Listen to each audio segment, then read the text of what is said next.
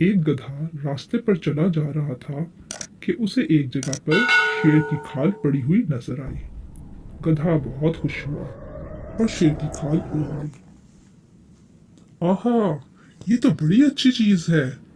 अब मैं कैसा लग रहा हूँ, ये देखने के लिए गधे ने करीबी तालाब में जाकर अपना अक्स देखा। वाह, अब तो मैं शेर बन गया हूँ। अब मैं इन सब को मजा चखाऊंगा जो मेरा मजाक उड़ाते थे। गधा भारी कदमों से चलता हुआ जंगल में दाखिल हुआ। पहला जानवर जिसने शेर यानी गधे को देखा वो था हरन। शेर! हरन कांपते हुए बोला और खौफजदा होकर दरख्तों की तरफ भाग गया। कितना मजा आया! गधे ने अपनी कामयाबी पर खुश होकर कहा। इतने में देखा कि भी लोमड़ी आ रही है। उसने जो शेर को देखा तो खौफ से थर थर कांपने लगी। शेर साहब, आप तो बहुत मुअज़्ज़ज़ और बड़े मर्तबे वाले और अच्छे जानवर हैं। आप मुझे ना खाएं। लोमड़ी गधे के कदमों में गिरकर उससे जिंदगी की भीख मांगने लगी।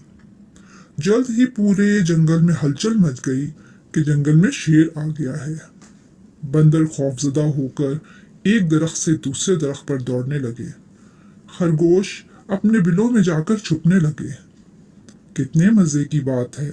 अब मुझे इन्हें शेर की तरह धाड़ कर डरा देना चाहिए, गधे ने अपने आप से कहा और फिर शेर की तरह धाड़ा।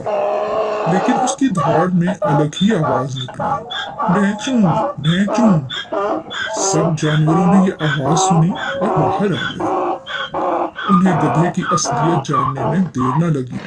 ये तो असल में गधा है जो शेर की खाल में आ गया है। सब जानवरों ने आकर गधे की वो दुर्गत बनाई कि मत पूछे कि उसका क्या हाल हुआ। उसके बाद गधे ने तौबा कर ली कि अब जंगल के जानवरों को तंग नहीं करेगा।